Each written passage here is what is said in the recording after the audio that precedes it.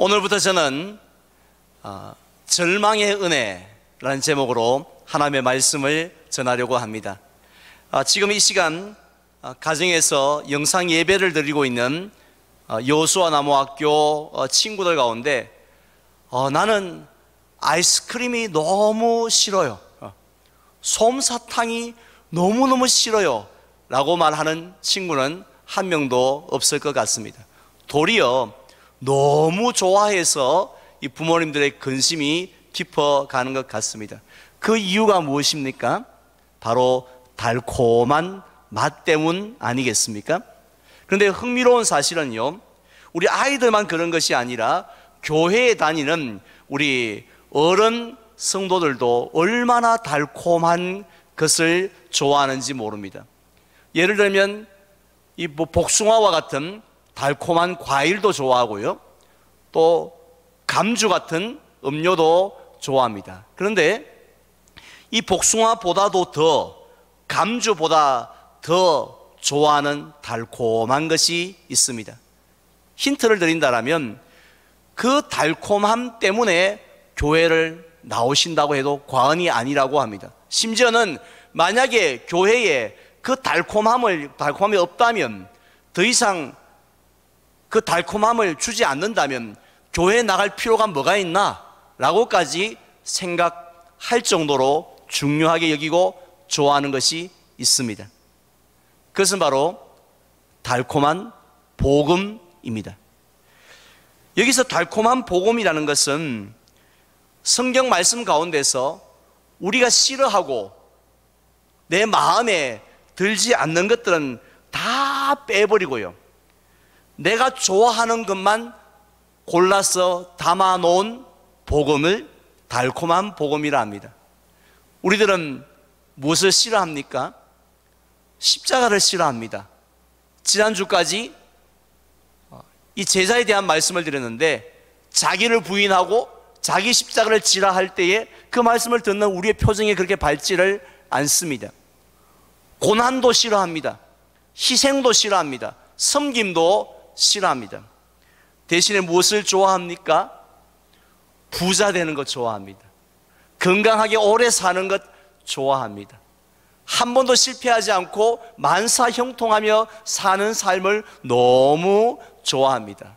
그래서 마치 자동 판매 커피 자판기처럼요, 내가 헌금이라는 동전을 집어넣으면, 예배라는 동전을 집어넣으면, 헌신이라는 동전을 집어넣으면 그 순간 건강의 복이 툭 떨어지고, 물질의 복이 떨어지고, 만사형통의 복이 툭 이렇게 떨어질 줄 믿고 신앙생활 하는 것이 바로 달콤한 복음이라는 것입니다. 그런데 솔직히 요즘 저와 여러분들의 삶의 맛이 어떻습니까? 올해 2020년도 나의 삶을 맛으로 표현한다면 너무 달콤하다고, 더도 말고 덜도 말고 올해 2020년만 같으면 좋겠다, 이런 분이 있습니까? 막 꿀이 흘러 넘치는 그런 가정, 그런 직장이나 기업이 있습니까? 솔직히 씁쓸한 날들이, 괴로운 날들이 얼마나 많이 있습니까? 마치 아이들이 좋아하는 아이스크림 속에 김치가 들어있고 야채가 들어있고 딱딱한 콩이 들어있는 것처럼 이 복음 속에, 우리의 신앙생활 속에 골치 아픈 문제들이 너무나도 많이 들어있다는 것입니다. 특별히 올해 우리는 단 한 명의 예외도 없이, 우리 교회 어르신들부터 주일학교 아이들까지 단 한 명의 예외도 없이 다 코로나19라는 그런 직격탄을 맞고 휘청거리고 있습니다. 자, 이런 상황에서 우리 성도님들은 어떻게 반응을 하십니까? 절망의 한가운데서 이럴 수가 있습니까? 왜 복음 속에 이게 들었습니까? 왜 하나님의 인도 속에 이런 것이 들었습니까? 하면서 원망하고 불평하고 또 분노하기도 합니다. 우리는 이런 모습을 출애굽한 이스라엘 백성들의 모습 속에서 쉽게 발견할 수 있습니다. 출애굽기 14장에 보면 이스라엘 백성들이 모세를 향하여 원망합니다. 그리고는 방금 나온 애굽으로 돌아갔으면 좋겠다라고 이렇게 소리를 치고 있습니다. 왜냐하면 그들은 달콤한 복음을 믿고 있었고 달콤한 하나님을 의지하고 있었기 때문입니다. 그들은 이렇게 생각한 거죠.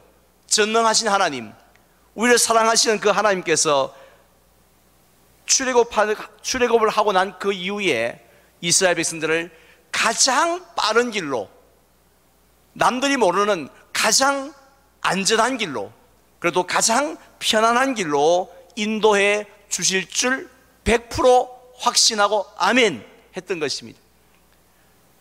돌멩이 하나 던지지 아니하고요, 소리 한번 치지 않고 젖과 꿀이 흐르는 바로 그 가나안 땅에 무혈 입성할 줄 100% 믿었기 때문입니다.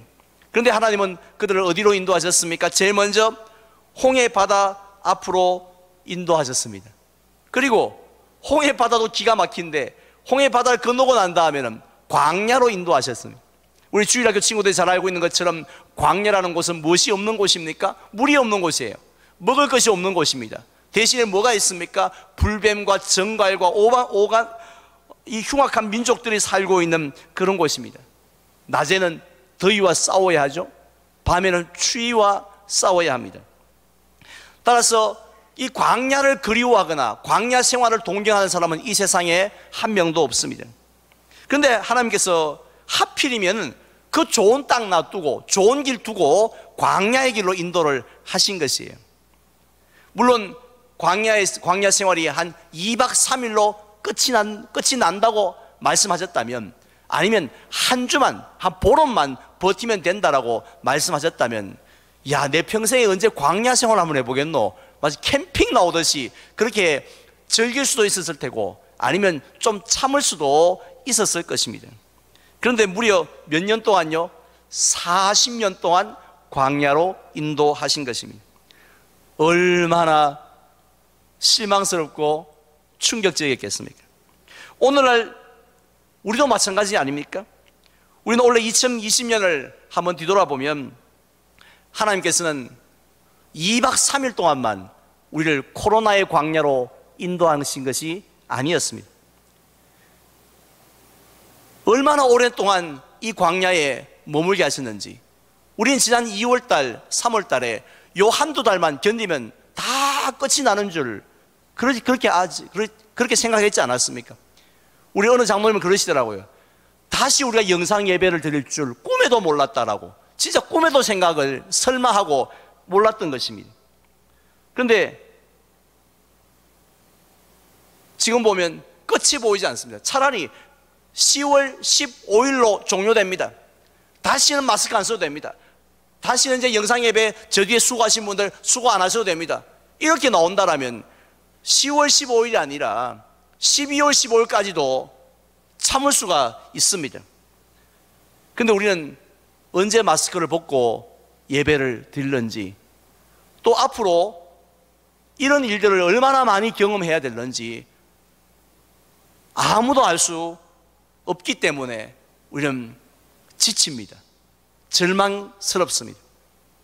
그런데 가만히 생각을 해보면요, 하나님께서는 우리만 그런 것이 아니라 구약 성경에 나오는 그 위대한 신앙의 인물들도 광야로 인도하셨음을 우리가 볼 수 있지 않습니까? 예를 들면 믿음의 조상이었던 아브라함에게도 그러하셨고요, 또 모세에게도 그러하셨고, 그리고 하나님의 마음에 합한 다윗도 어떻게 하셨습니까?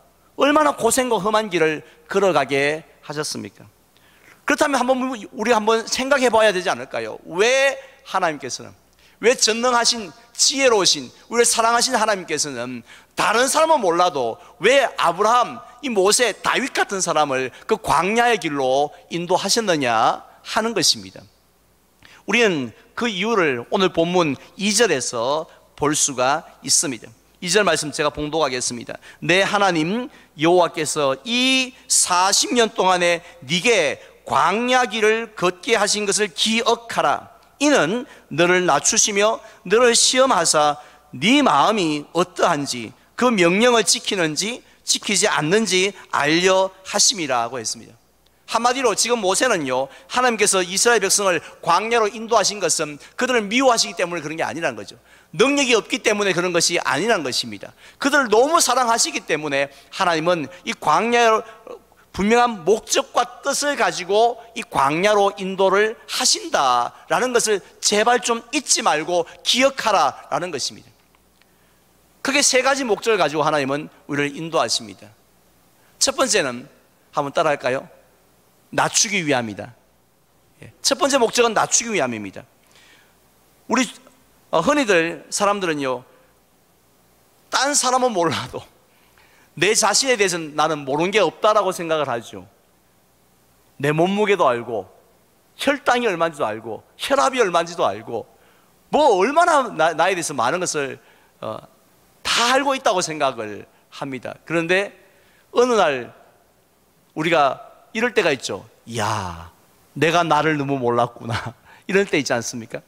정말 그렇습니다. 사람들은 자신에 대해서 모르는 것들이 너무 많아요. 아는 것은 얼마 되지 않습니다. 어떤 사람들은요, 자신의 소질이 뭔지도 모르다가 한 70쯤 돼가지고, 야, 내게 이런 소질이 있었네, 이걸 발견한 분도 있어요. 자신의 하나님이 주신 은사를 모르고 평생 사는 분도 있습니다. 또 이 무슨 MBTI와 같은 성격 검사를 해보면은 그래요. 야, 내 성격이 이랬구나 하고 자신의 성격을 그제 사는 분들도 있다는 것입니다. 그런데 주로 사람들이 뭘 모르냐 하면 자신의 마음을 잘 모릅니다. 나도 내 마음을 모른다는 것이죠. 그래서 예레미야 17장 9절 말씀에 보면 이런 말씀이 있습니다. 다 함께 봉독할까요? 만물보다 거짓되고 심히 부패한 것은 마음이라 누가 능히 이를 알리오마는 했습니다. 물론 하나님은 우리의 마음을 다 알고 계시죠. 하지만 우리는 우리의 마음을 모릅니다. 내 마음이, 사실 저도 제 마음이 어린 양처럼 곱고 순한 마음들로 가득 차 있는 줄 며칠 전까지 알았어요. 그런데 막상 어떤 일이 딱 터지고 나서 행동하는 걸 보면, 야, 내 마음이 그렇게 착한 마음이 아니구나. 얼굴은 이렇게 착하게 생겨도 마음은 착하지 않구나. 이렇게 깨닫는 것처럼, 특별히 우리는 뭘 모르냐 하면은 내가 얼마나 교만 덩어리인가, 내 마음이 얼마나 교만하고 높아져 있는가 하는 것을 주로 잘 모릅니다. 그런데요, 그 마음을 언제 발견하는지 아십니까? 그냥 아침밥 먹다가 드라마 보다가 아이고 내 마음이 교만하구나, 이래 알면 얼마나 좋겠습니까? 언제 알게 되어지냐면 바로 광야 한가운데 딱 서게 될 때 발견하게 된다는 것입니다. 왜냐하면 지금까지는 내 힘으로 뭐든지 할 수 있다라고 생각했거든요. 내 지혜로, 내가 갖고 있는 아파트로, 또 무슨 인맥으로 할 수 있다라고 생각을 한 거죠. 그런데 막상 광야에서 보니까 내가 할 수 있는 것이 아무것도 없구나 하는 것을 비로소 깨닫게 되기 때문입니다. 그 광야에 서기 전까지는요, 흔히 하는 말로 깨춤을 춥니다. 무서운 게 없어요. 겁날 게 없습니다. 뭐가 겁나요? 내게 이렇게 능력이 많은데. 비로소 광야에 설 때 비로소 아니라는 사실을 알게 된 거죠. 이스라엘 백성도 마찬가지였습니다. 그들도 홍해 앞에 설 때, 불뱀 앞에 섰을 때에, 아말렉 족속 앞에 섰을 때에 비로소 야, 우리는 정말로 마른 막대기 같이 아무것도 할 수 없구나 하는 것을 깨닫고 어떻게 합니까? 비로소 그때 하나님 앞에 형식적인 게 아니라 진짜 납작 엎드립니다. 진짜. 무슨 말씀인지 알죠? 형식적으로 엎드리는 거하고 진짜 하나님 앞에 엎드리는 거하고, 겸손한 자만이 진짜 하나님 앞에 엎드립니다. 하나님, 다른 기도도 안 나와요. 나를 불쌍히 여겨 주시옵소서. 나를 좀 불쌍히 여겨 주십시오. 이 기도밖에 안 나온다는 것이죠. 근데 놀라운 것은 그렇게 납작 엎드려 있는 나를 불쌍히 여겨달라고 기도하는 그에게 놀라운 은혜를 물 붓듯이 부어 주시는 줄 믿으시기를 바랍니다. 이것이 광야로 인도하시는 첫 번째 목적입니다. 두 번째 목적은 높이기 위함입니다. 흔히들 광야를 뭐라고 부르냐면요, 학교라고 부릅니다. 광야 학교. 구체적으로 어떤 학교이냐면 하나님이 어떤 분이신지를 배우는 학교입니다. 사실 이스라엘 백성들에게는 이 광야 학교라는 것이 필요 없는 것 같죠. 왜냐하면 태어날 때부터 지금까지 얼마나 많이 하나님에 대해서 들었겠습니까? 창세기에 천지를 창조하신 하나님, 홍수로 심판하신 하나님, 아브라함을 부르시는 하나님, 야곱의 꿈속에 나타나신 하나님, 얼마나 많이 들었겠습니까? 그런데요, 그들은 하나님에 대하여는 많이 알고 있었지만 내 삶 속에 살아 역사하시는 그 하나님은 만나지 못했다는 것이죠. 카더라, 아브라함 때에 그랬다 카더라, 노아 때에 그랬다 카더라, 그것만 빠삭하게 알았지 나의 삶 속에 역사하신 그 하나님을 만난 경험이 없었던 것이죠. 이러한 이스라엘 백성들을 하나님은 광야 학교에 입학을 시킵니다. 일반적으로 학교에 입학하면 몇 년 만에 졸업하죠? 3년, 4년, 6년 공부하고 졸업하는데 이스라엘 백성들은 몇 년요? 40년 만에 졸업을 했습니다. 이렇게 긴 세월 동안 그들은 딱 한 가지만 배웠습니다. 내가 믿는 하나님이 이런 하나님이구나, 이런 분이시구나 하는 것을 직접 눈으로 보고 귀로 듣고 배우게 되었던 것입니다. 그러자 그들은 비로소 누구를 높이나요? 지금까지는 돈을 높이고 자신을 높였는데 이제는 하나님을 높입니다. I worship you. 나 하나님만 경배합니다. 나 하나님 찬양합니다. 조금 전에 우리 부르던 찬송처럼 나는 하나님을 예배하는 예배자입니다. 예배자가 되는 게 너무 기쁜 거예요. 예배자로 당연히 사는 것이 당연하게 여겨지는 것입니다. 오늘 저와 여러분들을 이 힘든 코로나 광야 한가운데서 9월 첫 번째 주일을 맞이하게 하신 뜻도 역시 마찬가지입니다. 입학시킨 거예요. 그래서 살아계신 하나님을 만나게 하기 위함인 줄 믿습니다. 그래서 결국 이 코로나19를 통해서 결국은 누가 높아집니까? 질병관리본부장의 이름이 높아지는 것이 아니라 하나님의 이름이 높아지는 역사가 일어날 줄 믿습니다. 마지막 세 번째로 광야로 인도하시는 것은 축복의 비결을 알려주기 위함이었습니다. 3절 말씀 우리 다 함께 봉독할까요? 3절입니다. 너를 낮추시며 너를 줄이게 하시며 또 너도 알지 못하며 네 조상들도 알지 못하던 만나를 네게 먹이신 것은 사람이 떡으로만 사는 것이 아니요 하나님의 여호와의 입에서 나오는 모든 말씀으로 사는 줄을 네가 알게 하려 하심이니라. 아멘. 지금 모세는 뭐라고 말씀합니까? 이 광야에서 40년 동안 만나를 먹이신 이유는 무엇이라고 했습니까? 야, 떡이 중요하구나, 야, 그걸 가르쳐 주는 것이 아니라 하나님의 입에서 나오는 그 말씀이 정말 중요하구나 라는 것을 알려주기 위함입니다. 왜냐하면 하나님의 말씀을 무시하느냐, 하나님의 말씀에 순종하느냐에 따라서 우리의 인생이 달라지기 때문입니다. 가장 대표적인 사건이 사실은 민수기 13장에 나오는 정탐꾼 사건 아닙니까? 출애굽 1세대들이 한 명 여호수아와 갈렙 외에 아무도 가나안 땅에 들어가지 못했던 이유가 뭡니까? 하나뿐이죠. 하나님의 말씀을 우습게 여기고 무시하고 불순종했기 때문입니다. 하지만 그의 자손들은 가나안 땅에 들어갔던 이유가 무엇입니까? 들어갈 수 있었던 이유는 한 가지뿐이죠. 하나님의 말씀에 순종하였기 때문이었습니다. 결국 하나님의 복을 누리며 사는 비결은 무엇입니까? 하나님의 입에서 나오는 모든 말씀에 순종하는 것이죠. 비록 십자가를 지라 해도 순종하는 겁니다. 자기를 부인하라 해도 순종하는 겁니다. 예배를 드리라 하실 때에 우리는 어디서든지 순종하며 예배를 드린 것입니다. 이러한 비결을 이스라엘 백성들은 광야 생활을 통해서 알게 된 것입니다. 그래서 하나님께서는 지금 가나안 땅을 눈앞에 두고 있는 이스라엘 백성들에게 오늘 1절에서 뭐라고 하셨습니까? 제가 봉독합니다. 내가 오늘 명하는 모든 명령을 너희는 지켜 행하라. 그리하면 너희가 살고 번성하고 여호와께서 너희의 조상들에게 맹세하신 땅에 들어가서 그것을 뭐 하리라고요? 차지하리라. 할렐루야. 예. 순종하면, 그리하면 그래 된다는 것이죠. 결국 오늘 말씀을 보니까 순종은 뭐와 같습니까? 씨앗과 같죠. 한번 따라합시다. 순종은 씨앗과 같다.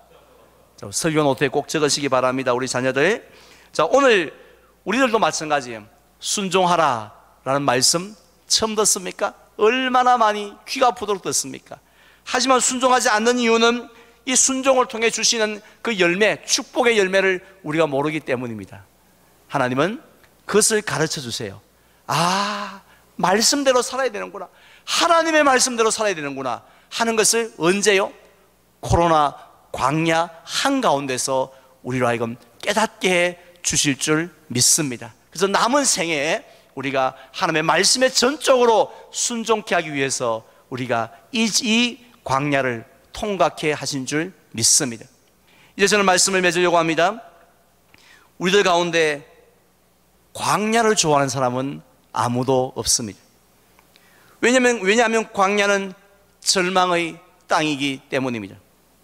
그런데 하나님은 우리를 그곳으로 인도하십니다. 세 가지 목적이 있다고 했죠. 첫 번째는 우리의 교만한 마음을 낮추시기 위함입니다. 두 번째는 하나님의 이름이 높아지시기 위함입니다. 세 번째는 우리에게 말씀을 통해서 축복의 비결을 가르쳐 주시기 위함입니다. 따라서 세상 사람들은 절망의 자리에, 절망의 사막 광야 가운데 설 때마다 낙심하죠. 원망하고 불평하죠. 그러나 우리는 오히려 성도들은 절망의 은혜가 있다는 것이죠. 절망의 자리에 하나님의 축복이 있는 줄로 믿으시기를 바랍니다. 계획이 있는 줄로 믿으시기를 바랍니다. 우리를 버리지 아니하시고 끝까지 이 절망을 통해서 오히려 더 큰 은혜를 주실 줄로 믿으시기를 바랍니다. 그래서 뉴스 가운데 코로나에 대한 많은 이야기들이, 절망적인 소식들이 끊임없이 들려와서 우리를 힘들게 하지만 말씀 붙드십시오. 이 말씀 붙들고 이 절망의 그 한가운데서 오히려 은혜를 더욱더 누리며 승리하는 저와 여러분들 되시기를 주님의 이름으로 축원을 드립니다.